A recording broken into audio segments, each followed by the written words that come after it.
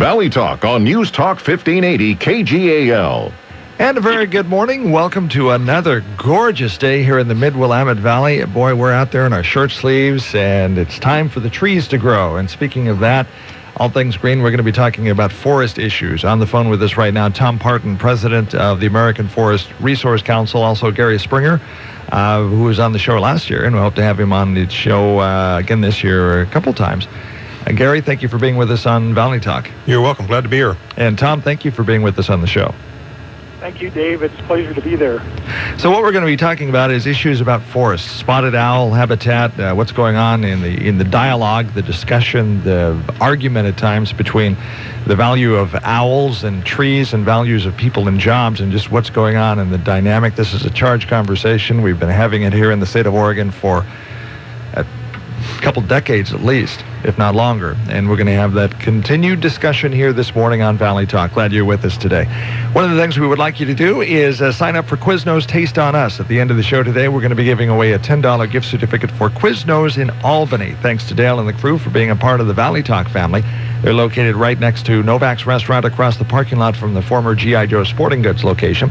Very simple to sign up. Just send me an email, dave@kgal.com, or call the station at 451-KGAL or 926-KGAL. Put Quiznos Taste on Us on the subject line if you send in the email.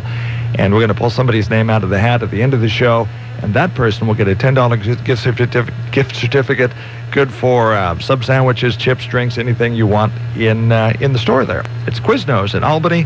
Taste on Us on Valley Talk. I'm Dave Adams. Thanks for being with us today. Tom Partin, glad you're with us today. How are you doing? Fine, thank you. Tell me about the American Forest Resource Council. What does this organization do? Okay, we represent the forest products industry throughout 5 western states, Oregon, Washington, California, Idaho, and Montana. And our members depend, at least some part, on getting their resources, saw logs or peeler logs, from the Forest Service and BLM, State of Oregon, or Washington DNR lands, basically from the public timberlands. So any issue that has to deal with our public forests, AFRC gets involved with. And I might also point out that our members are located in a lot of rural communities throughout the West, and obviously the health of our industry in those rural communities also dictate the health of those communities as far as jobs go and unemployment and these kind of issues. Let's talk about jobs. As we go through many of the small towns in Oregon, used to be thriving towns, they're pretty much ghost towns now because of the spotted owl and other endangered species legislation and enactments. What are we seeing as we continue to have this dialogue? Are you continuing to fight the battle against endangered species? And another question I have, does at times you feel like common sense just doesn't enter the equation? Well, you're right on that last one. Sometimes we really miss common sense. But what we're really talking about are a lot of the counties in Oregon and throughout the West have as much as 60 or 70% of their land base tied up in our national forests and BLM lands. And since the early 1990s, we've seen harvests from these lands drop off by as much as 90%. So we've lost the ability to manage our forests. We've lost the ability to have jobs in these communities. And we've seen the sawmilling community in Oregon from 1980 to today, we've dropped from 405 sawmills down to 106. We've lost 74% of our sawmilling infrastructure, and we've lost from 45,000 jobs down to 15,000 jobs, or a net loss of 30,000 jobs, which is 60% of our milling jobs that we once had have been gone. So, and it's been a tremendous hit in these rural communities. So in lieu of harvesting timber, our government back in 2000 decided that let's just give handouts to the counties, payments back to the counties in lieu of the timber receipts that they were once getting. And that's been the scenario we've been working under, Dave, for the last 13 years. And a lot of those counties are relying on those monies. Well, they're relying on these monies, but what has happened over the last 13 years is they've slowly ratcheted down to now where the payments to these counties is only about 40% of what they were once getting.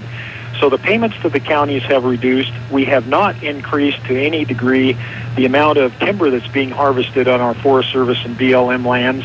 So it's been a double whammy to the counties. They've lost the receipts and also don't have the jobs. Many of these rural counties are upwards of 15 to 20% unemployment, which is just staggering. And if you look at some of the counties, for instance, Jackson County, for one of them in southwest Oregon, you've got a poverty rate of 19.1%. And that's just astronomical. I was looking at a news release on your website in regards to a lawsuit, American Forest Resource Council joining Carpenters Industrial Council, Siskiyou County, California, and a group of others in a lawsuit to overturn the latest northern spotted owl critical habitat designation, case filed in federal court in Washington, D.C. against U.S. Fish and Wildlife Service. One of the quotes from you that kind of caught my eye is this: "We just don't understand why the Fish and Wildlife Service persists in writing rules that hurt the folks living in our rural communities while doing very little to help the species they're trying to protect." Interesting statement. You say that they're preventing logging in these forests, yet in this statement you're saying they're actually doing little to help the species. Explain that statement a little bit. Dave, there's been a lot of new science looking into why the population of spotted owls have been declining. And when they were first listed in the late 80s and early 90s, it was thought that it was because of logging our forests of the Pacific Northwest. What we've actually found are the numbers are declining because we've been burning up our forests in huge fires like the B&B fire up by the Santiam Summit, or the Biscuit fire down in southwest Oregon.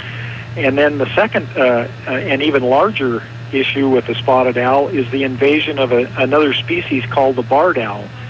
They are a stronger competitor out in the forest with the barred owl, with the spotted owl, able to kind of root them out of their habitat, and they've taken over the area and forced the spotted owl out. So it really isn't logging, it isn't management of our forests that are causing the demise. It's wildfire, and it's the invasion of the barred owl. So the Fish and Wildlife have this data, but still they insist on setting more land aside for the spotted owl from 5.23 million acres, which was the existing habitat. Now they're talking about, or they have implemented 9.3 million acres of habitat for the owl, which just doesn't make sense to us. Is there any light at the end of the tunnel? Are we seeing any kind of change in this philosophy, or does there continue to be an effort to essentially stop logging in Oregon? Well, I'm going to talk about two things. First of all, we do have the lawsuit that we hope will make the Fish and Wildlife better aware of the fact that they made a mistake on this, and our U.S. government, and hopefully get that designation turned around. But the light at the end of the tunnel is there's a couple of pieces of legislation out there that would actually bring management back to our BLM lands and to the national forest. The first of which is an ONC bill that was put forth by Congressman DeFazio, Schrader, and Walden, a bipartisan bill that would get management back on most of that 2.6 million acres of ONC timberlands and ratchet it up from where it currently is at about 190 million board feet per year up to about 500 million.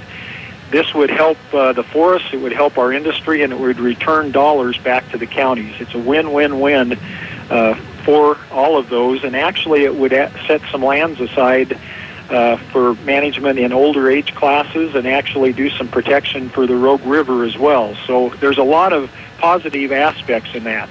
And then last week, Congressman Doc Hastings, who chairs the House Natural Resources Committee, introduced a bill that would promote management back on our Forest Service lands, actually get a larger amount of acres treated every year, and again would return some of the receipts from that management back to the counties, and not only manage our forests, but provide some sustainability for our counties and those county governments that have been receiving a lesser amount of revenues through the year. So we see some bright spots on the horizon. Again, these are coming from the House, from House members, and where we really need some work and effort is from Senator Wyden in the Senate Energy and Natural Resources Committee to promote these bills on the Senate side and help getting them passed there. One of the things that every time I go to Bend, Oregon, I drive over Santiam Summit and I see that B&B complex fire. That is an eyesore. Every time I drive by there, why in the world are we letting this timber just stand? Why don't we log it, get it out there, and let the forest regenerate? And to me, every time I drive through that, it just seems like, why in the world did we do this? That is a big waste of resources. It was a waste of resources not to thin it while the forest was green. We allowed it to catch on fire and burn almost 100,000 acres. It burned up a tremendous amount of resources, not only timber, but as I mentioned earlier, owl nesting areas. It killed a lot of spotted owls. It moved them out of the area. And then we never salvaged. We've got all these millions and millions of board feet of standing timber that's just being allowed to fall over simply because the Forest Service didn't think it was worth the effort to salvage. And let's again. Go ahead. Yeah, go ahead. That's the outline of it. There's some designation of land in the LSR lands. These are lands under Forest Service jurisdiction where they don't feel they can do salvage, and they've lost some cases in court, and they didn't think it was worth pursuing. So that's part of the reason we didn't do salvage there. We did, however, salvage somewhere around 60 million board feet from that fire, which was just basically a drop in the bucket.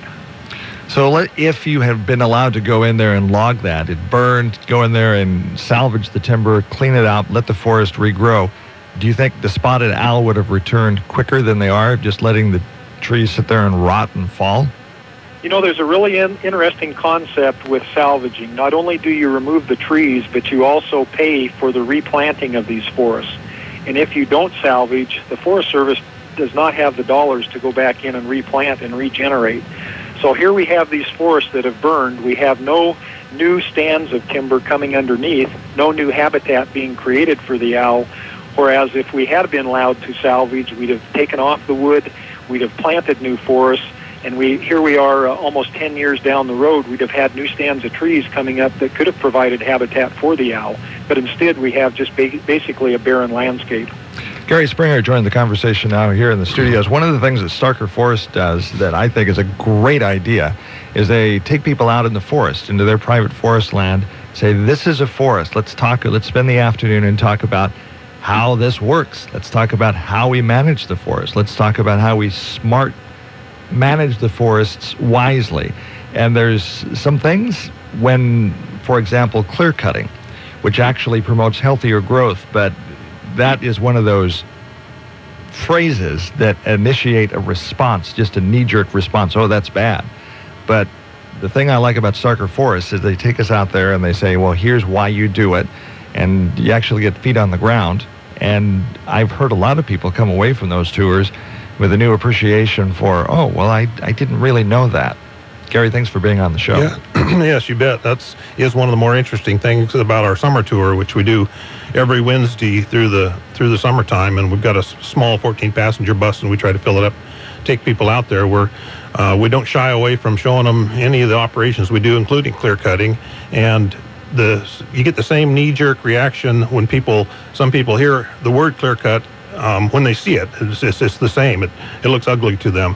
But our goal at the end of our tours, if we've had a part of it where we're looking at a clear cut, is to have people say, well, I still don't like clear cutting, but I understand why you do it now. I mean, that's I think, about the most we can hope for. We're never going to have people loving clear cuts, but you can lead them through the process of the full rotation of a forest and how we manage and why we do the thinning here and why we clear cut here and how we replant it, and it comes back again. We can show them the different stages on that tour of regrowth. But if we could just talk about one small area, which is clear cut, which obviously generates a knee-jerk reaction from those that are opposed to it, just emotionally. Oh, that's a bad thing. You denude the forests. But let's compare that with the B&B fire in going over the Santiam Summit. And all of us that have driven through there have seen it. That is just standing there. It's ugly. It's going to take a long, long time for those trees to rot in place, fall down, and have a new forest generated. And in fact, it would be a healthier forest if it was allowed to have been clear cut so that the forest could regenerate just from ground up. Oh, correct? Absolutely. I believe that. Not only that, the likely scenario on down the road is for that forest to reburn. It's got a lot of standing dead, dried out wood timber now, and that will eventually start coming down, and fuel loads will build up, and we'll get a lightning strike and it'll burn again. I mean, we've seen that happen in the past. And when we do get a fire in there again, it's going to be very, very challenging, difficult to fight it because of the hazardous trees that are standing around. They won't put firefighters in those extreme situations for health safety reasons. So I don't see a good scenario down the road for a very, very, very long time up there. Okay, let's define that. So let's say a clear-cut situation at Starker Forest, private land, you go in and there's an acreage that you clear-cut. Mm-hmm. How long does it take to regenerate, get that back into a healthy forest? And the Starker Forest model as opposed to the B&B, let it stand and rot? Well, we think that it's still a healthy forest. It's just got more stumps than trees initially, and we replant immediately within a year, and within 4 or 5 years we'll have trees that are 6 or 7 feet tall, and you've got a healthy young forest already in the making. But let's take a look at the B&B burn. What's left, how long is it going to take that to be 4 to 5 foot trees? Any ideas? 20 years, 40 years? It'll be decades years? and decades. I'm sure. I go over there quite often too, and I look around. You don't see a whole lot of regeneration. There's some in places here and there, but in a lot of those areas, in that stand, you'll see brush coming in that's choking out the seedlings that are trying to grow too. It's going to be many decades, I would guess. It's got to be frustrating, and Tom, you can join in the conversation too. It's got to be frustrating to see this, and I used the word earlier in the broadcast about common sense. Folks, this isn't working, and it almost seems that some of this legislation is furthered on by emotion more than scientific fact. Would you agree with that, Tom? Well, I think it is, and I think it's just a lack of understanding about what our forests really need. I mean, you and Gary talked about the clear-cut issue. Well, the Forest Service doesn't do clear-cutting anymore, neither does the BLM. They do thinnings, but our public really hasn't gathered that information yet, or they hear a lot of adverse messages from our environmental community saying that we're still clear-cutting our national forests. Well, nothing could be further from the truth. And if our folks really understood the process out there that we're managing our forests, all activities have to comply with the Oregon Forest Practices Act, not only on our private timberlands, but also on our public timberlands. And these are pretty good rules, good solid rules that we have to obey. They'd have a better understanding of what really needs to happen. But we've got areas of the forest, as I mentioned, under the Northwest Forest Plan where some management can't happen. We've basically set those lands aside. All we can do on other lands are some thinning activities, and we've set a scenario up on much of our national forests that make it ripe for fire. We're going to continue to see more acres burn in the future rather than less, and until we can get some kind of legislation passed, as I mentioned, the legislation on both the ONC lands and on the U.S. Forest Service side, until we can get a paradigm shift, we're going to just see more examples of the B&B and biscuit fire down the road. I'm fearful. People are kind of conditioned now across the United States. Well, summer's coming. They're waiting for an inferno somewhere. They're waiting to see pictures of homes burned. They're waiting for catastrophic fires. It almost seems, and correct me if I'm wrong, that we're seeing more of these, I want to use the word explosive. When you talk to a firefighter that goes out in these unhealthy forests that are beetle killed and the timbers are allowed to stand, they're dead timbers standing and they explode. And it's very difficult to fight. People lose their homes and lose their lives, and we see these catastrophic explosive fires. Are we expecting to see more of those and maybe even larger numbers? Well, absolutely. And, as you look at the statistics nationally, I think last year we burned over 9 million acres in wildland fire. I think the Forest Service and BLM is gearing up for a fire season at least that large or larger. And if you don't get back into putting your dollars into the forest management side of it, you're just going to have to continue to put your money into fighting the fire, which just seems to be the reverse of what's needed. For example, last year, I think the Forest Service spent $1.1 billion in fighting fire, and they put only $300 million into forest management. 3 times as much into fighting fire as into managing our lands. And they've got that ratio simply reversed. They have to look at getting our lands managed to prevent them from burning up. But we're into this system right now where it just feeds itself. More growth is occurring every year on our national forests and BLM lands. Less is being harvested. It just creates a situation out there for, as you described it, these catastrophic burns. Congressman Greg Walden has this joke, and he jokingly says, thinking of, I've heard him say this in Washington, D.C., jokingly saying we ought to consider changing the name of the Forest Service to the National Fire Service, because a lot of the money and the energy is just waiting for the bomb to go off and then going in there and trying to put it out. Well, it's a self-fulfilling prophecy. Each year the Forest Service has to put forward how much they're going to spend on fire based on their past 10-year experience.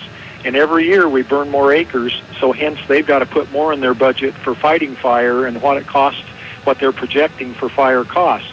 And where are they going to get the dollars for that? They're going to have to take it away from other line items because the Forest Service has been pretty much flat funded, or I think in fiscal year 14 they're going to be reduced in funding.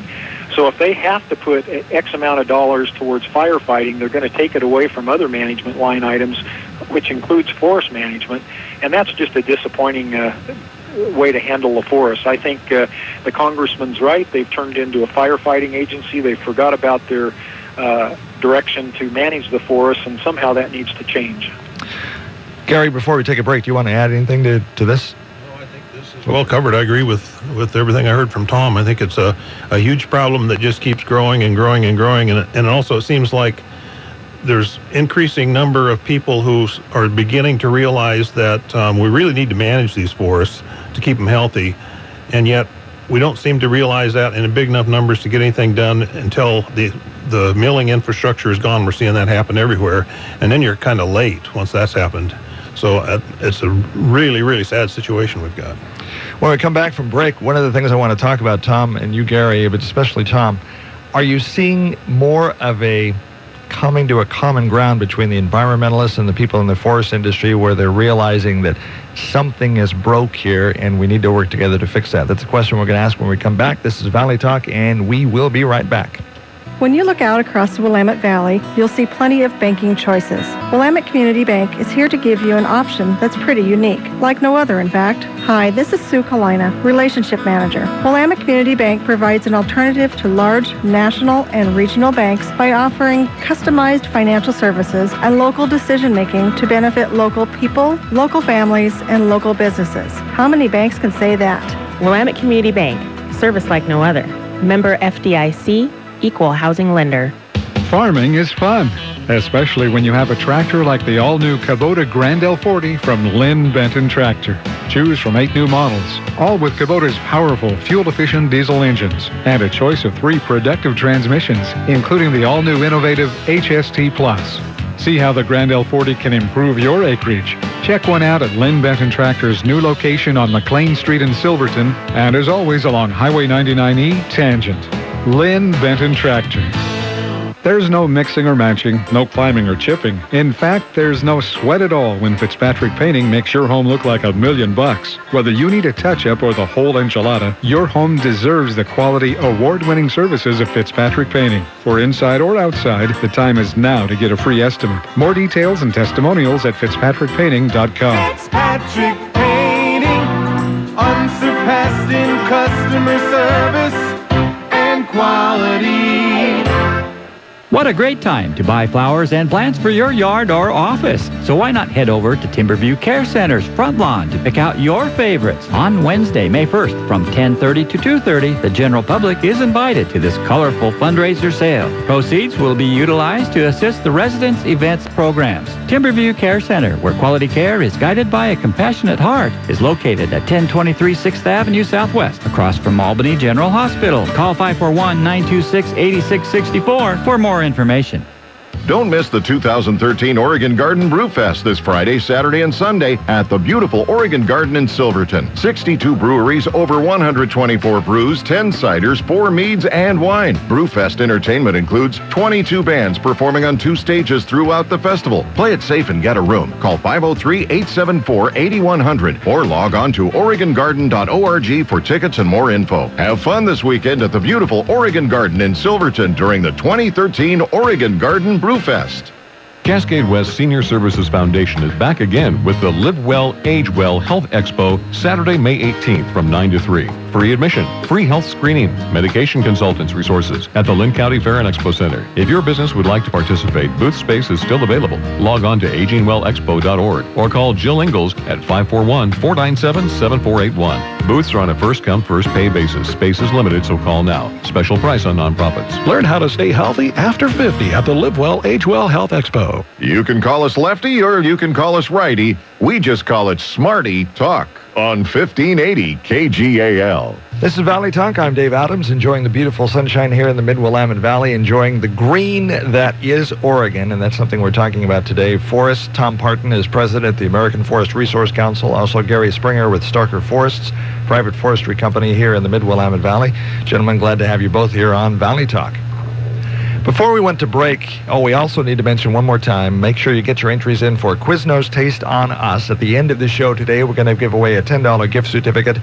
And you can email me submissions, dave@kgal.com. Put Quiznos Taste on Us on the subject line, please. Or call the station at 926-KGAL, 451-KGAL. Quiznos Taste on Us, and you could walk away with lunch and taste on us from Quiznos. Thanks to Dale and the crew for being a big part of the Valley Talk family. And welcome to Valley Talk. We're talking about forests in Oregon. What's going on? What's going on with this dialogue between the environmentalists and the forest industry, and if we're coming to kind of a center ground, and that's the question we posed right before we went to break.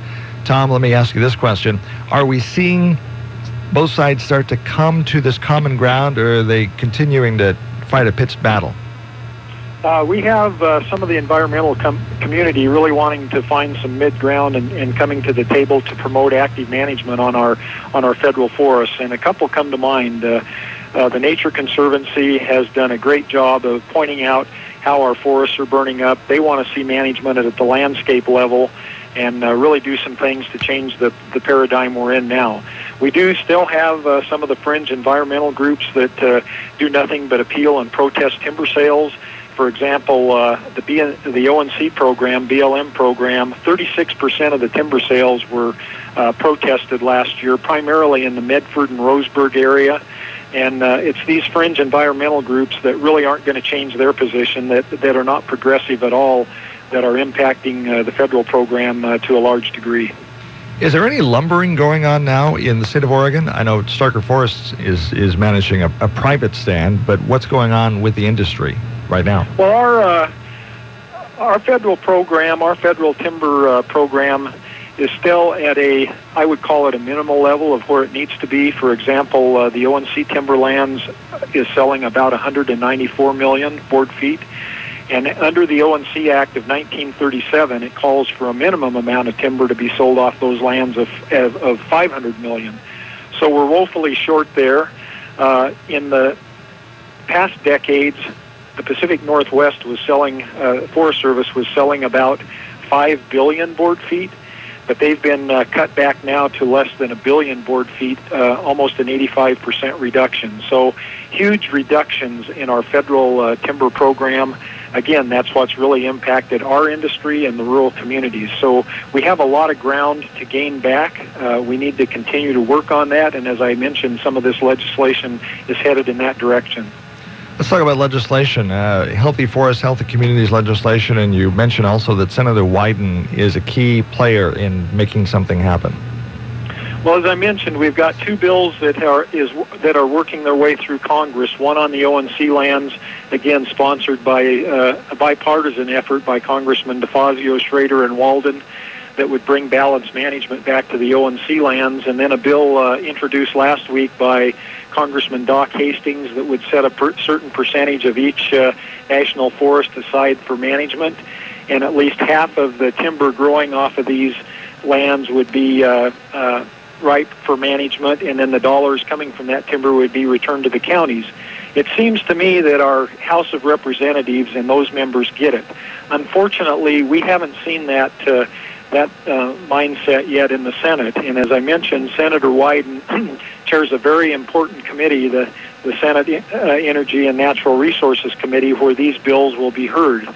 So far, the senator is only engaged saying that, well, I want to see payments continue back to the counties, but he is not engaged in getting some of these new management bills put forth where we'll actually see some forest management. And so that's been disappointing to us at this point. Tom, is this kind of a party line issue where the Republicans and the Conservatives are siding in the forest and the Democrats are siding with the environmentalists? No, it really isn't. This is really crossed politics at this point. 70% of the people in Oregon from the recent pollings see that we need to start managing our forests, and that's not a partisan issue. And I think both parties are really seeing the need to get our forest management. Case in point, we have Congressman DeFazio and Congressman Schrader strongly advocating for this O&C bill as well as Representative Walden.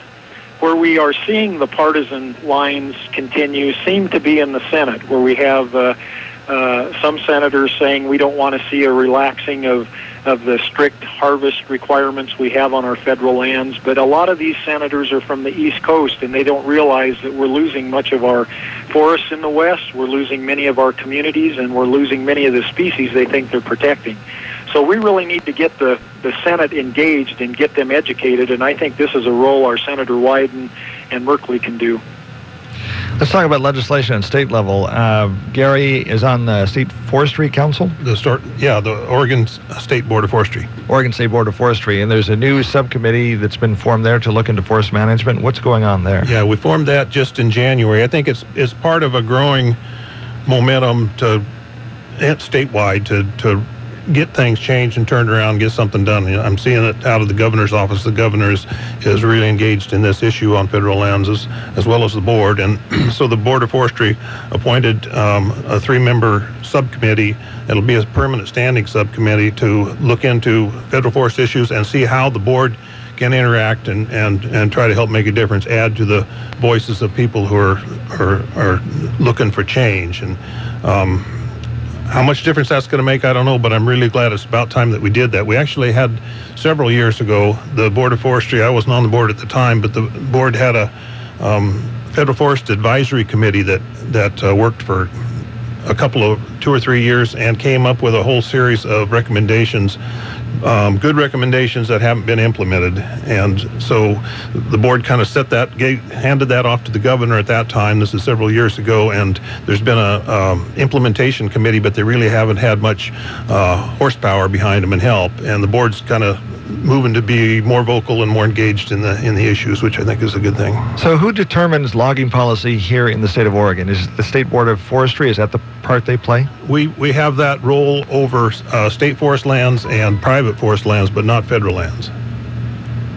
Well, the federal lands have to be managed at least at a minimum of the Oregon Forest Practices Act, but there's usually a lot of other parameters put on those harvests on the BLM and Forest Service lands that are a lot more restrictive than what private landowners and the state landowners can do. That's correct. One of the things that needs to happen, I think, here is education. One of the things I really like about the Starker Forest operation, and I've been in it a couple times, is actually go out there, and this bus tour is free. Right. And it's during the summer months. You go out there, and it's a nice air-conditioned bus. You drive through the forests, and you talk to people who do this for a living and ask questions. One of the cool things about this tour is maybe you don't agree with what we're talking about on the show today. You can ask, Gary, you lead the tour sometimes. Sometimes I do, yeah. Why do they do this? Why do they, and I hate to use the word clear cut, but before I went on the tour, let me explain. I was of the impression that, clear cutting a forest would be a bad thing. That would be a knee-jerk reaction, not knowing how forests grow. That's probably not a good deal. But when you actually go out there and they take you into varying stand development levels and say, okay, this has been clear cut now, but we're going to take you to a section now that we clear cut 2 or 3 years ago, and see how fast it's come back. And it's amazing. It's an eye-opening experience. So if you have not yet gone on one of these tours, I do encourage that you go. Ask questions, because a lot of what's going on here, especially with the legislators, is I think decisions are being made without the facts, without science, without, I think a lot of decisions here on the forestry are being made emotionally. Right. And politically. And what we're seeing is we're seeing forest health degrade. We're seeing a continued rise in these explosive fires, and it's just going to get worse. Wouldn't you agree with that, Tom? Yes, I definitely agree. And you mentioned education and trying to get the public to understand, and that's really an effort that we have just started. You mentioned a healthy forest, healthy communities, and we're out there trying to recouple or reconnect forest management with the health of counties and with the health of communities. And with this new campaign, I'd really encourage your listeners to take a look at our website that we've set up. It's www.healthyforest.org. And there's a lot of information on there about the importance of restoring management back to our federal forests, what that's going to mean for our counties, what that's going to mean for our communities, and really for getting employment back to rural Oregon, that's just absolutely suffered in the last 15 years. Okay, when we talk about restoring management back to our forests, we're going to talk more about that in just a moment with Tom and Gary here on Valley Talk, and we will be back in just a moment. The Osgood File. This is Dave Ross, and for Charles Osgood on the CBS Radio Network. It has the wingspan of a 747, but it has no fuel tanks and carries only one passenger because the whole point of building this plane is to see if it's possible to fly around the world powered only by the sun. More after this. GEICO presents another helpful message from your conscience. Hi, thanks for listening to me, your conscience. You should think about switching to GEICO. They could save you money on car insurance, which is great. How? Well, GEICO has great discounts, including multi-car, defensive driver, and good driver. Makes sense. So, switch to GEICO because you could save money, and let's retire the Hawaiian shirt with socks and sandals combo. Thanks. GEICO. 15 minutes could save you 15% or more on car insurance.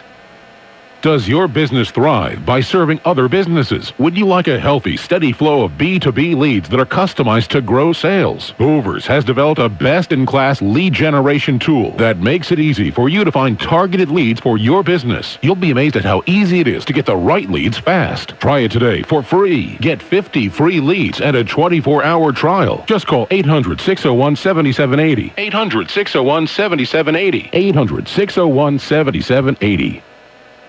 It's a long, spindly airplane with oversized wings called the Solar Impulse. You can watch its exploits on the web at solarimpulse.com. Solar Impulse intends to achieve the first ever round-the-world flight powered by solar energy.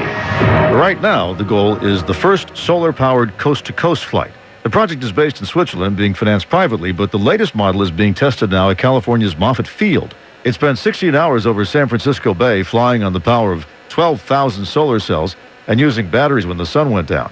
CBS's John Blackstone and retired pilot Sully Sullenberger, the man who landed a crippled passenger jet on the Hudson, met with test pilots Andre Borschberg and Bertrand Piccard. I'm Sully Sullenberger. Good morning. How are you? I know. When we meet you before a flight, maybe we need the life jackets. The idea, for now anyway, is not to build a practical aircraft, because this is a long way from practical. We are sensitive to turbulence.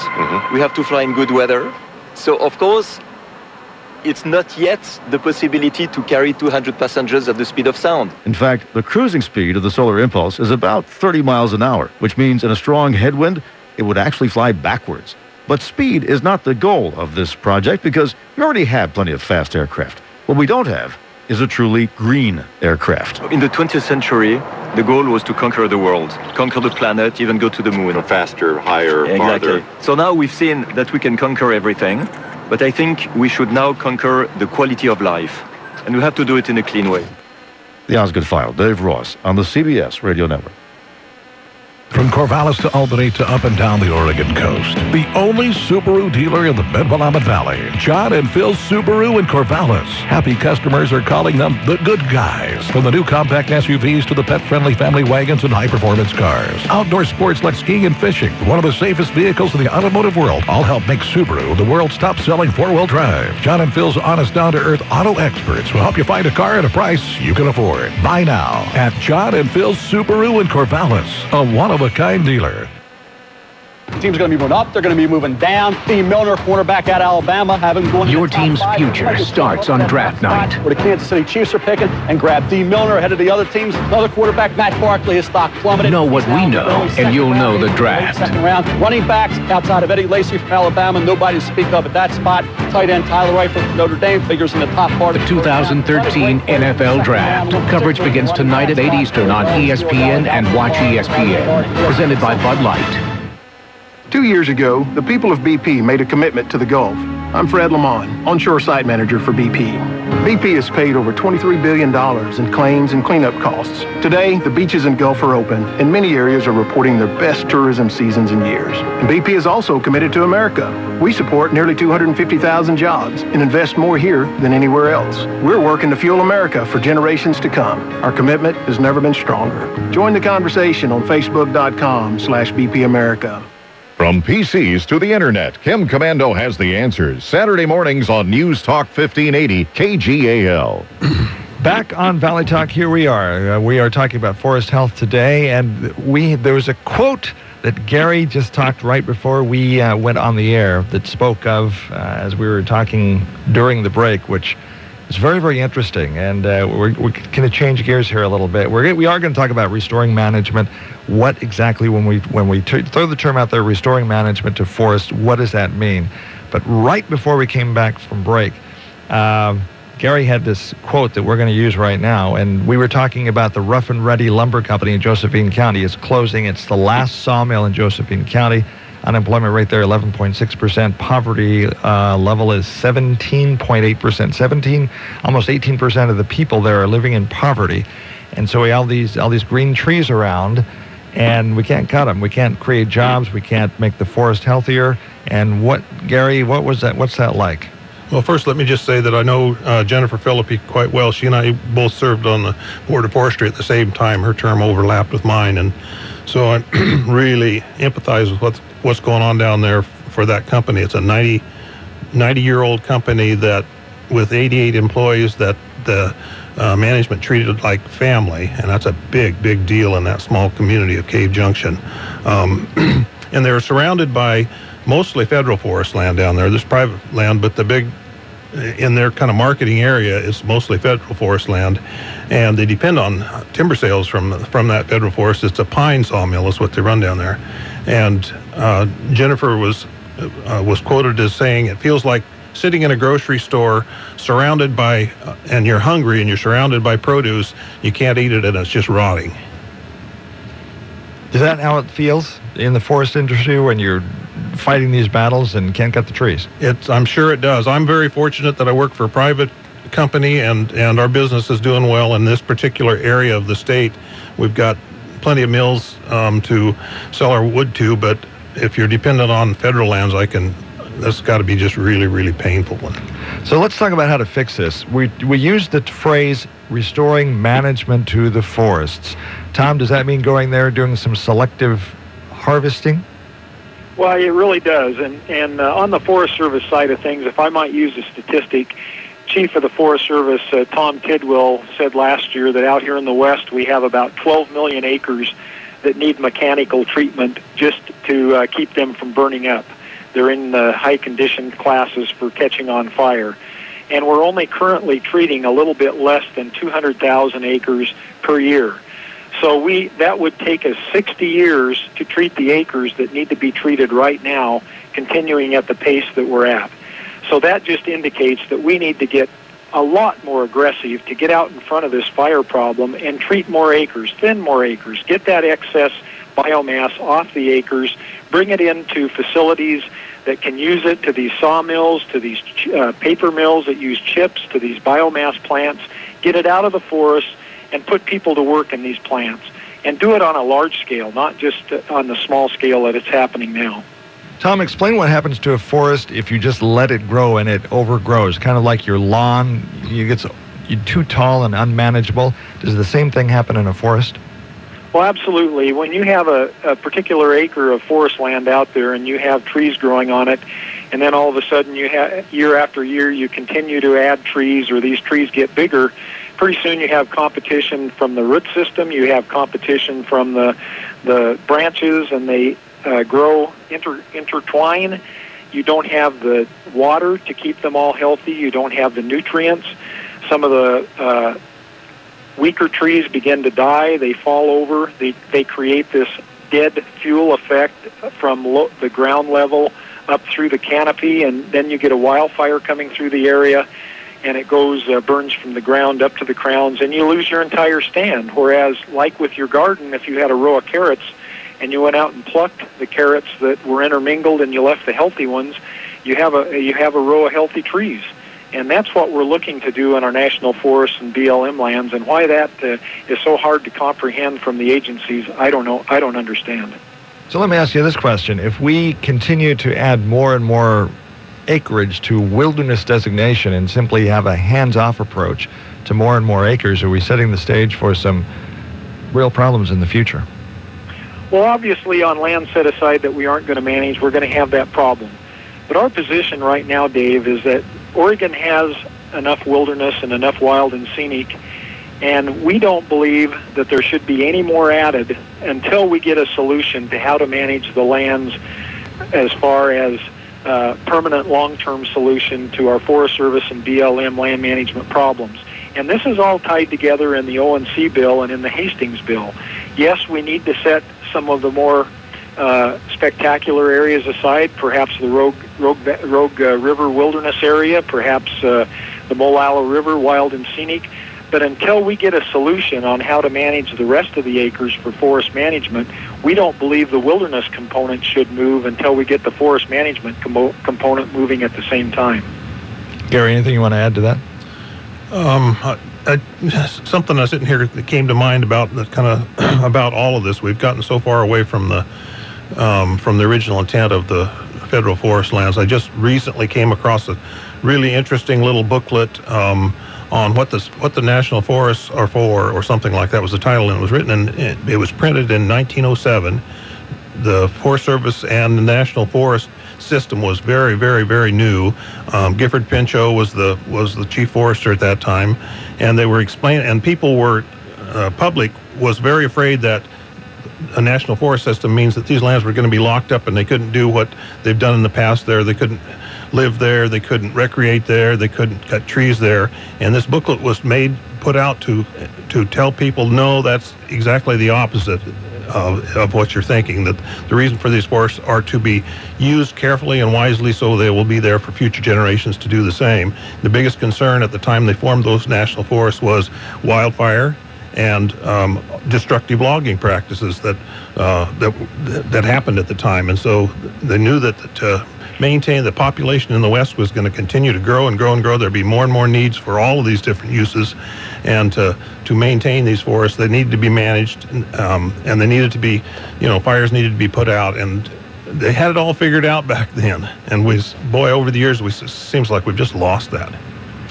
Yeah, Dave, could I just add on to that a little bit? Gary brings up a really good point.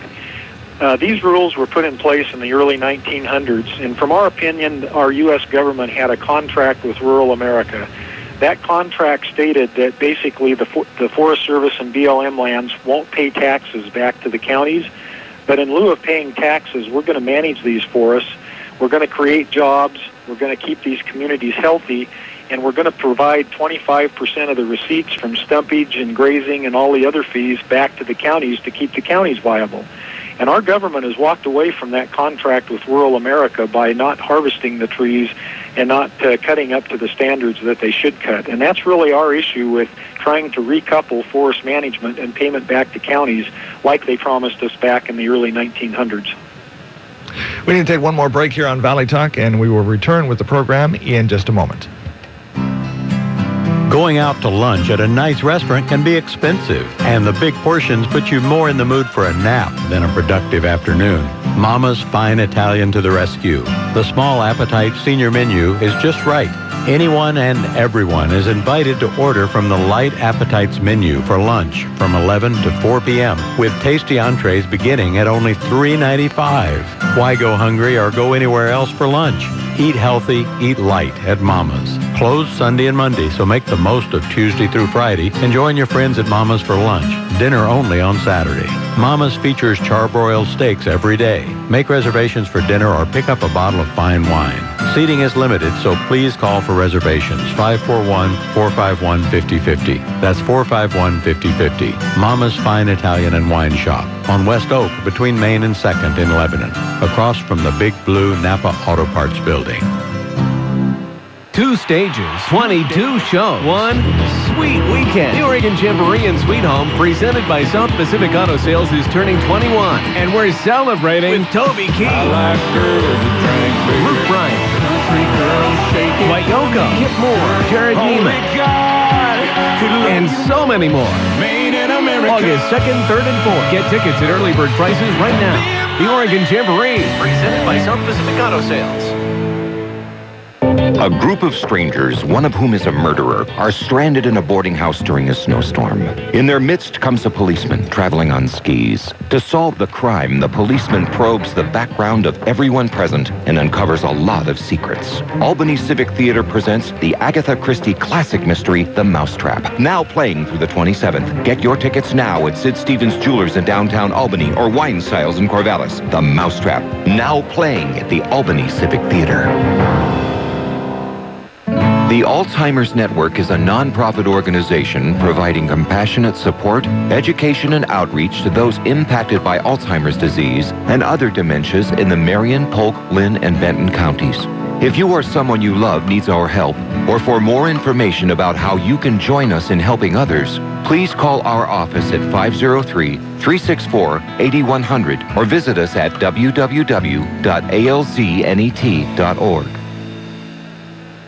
The Boys and Girls Club of the Greater Santa Am supports 3,000 kids a year. Yee! Engaged in high-impact programs, and your support is needed to keep these programs going. So help us out by cowboying up for kids at the Wild West Auction, Saturday, May 4th, at the Lebanon Elks Lodge. Silent auction at 4 p.m., dinner at 6, and the live auction starts at 7:30. Whether you can get there or not, call 541-258-7105 for more information on how you can support the Boys and Girls Club of the Greater Santa Am and the youth of Lebanon and Sweet Home. Need a home? Then listen to Real Estate Talk with Dave Pouch, Saturday mornings on Smart Talk 1580.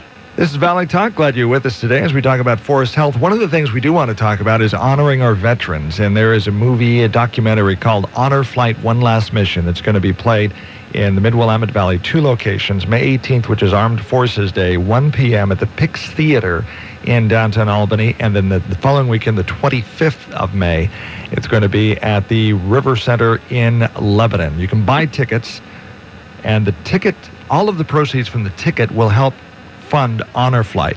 Honor Flight is a program. It's a nationwide program, and there's also what's called a hub, which is a group of individuals that are volunteering their time to help find World War II veterans who cannot afford to go back to Washington, D.C., to fly them back to Washington, D.C. for a weekend so they can see the tribute and the honor that the nation's paid to them for being part of what's called the world's greatest generation that stopped tyranny, put their lives on the line in the largest armed conflict on the planet, which was World War II.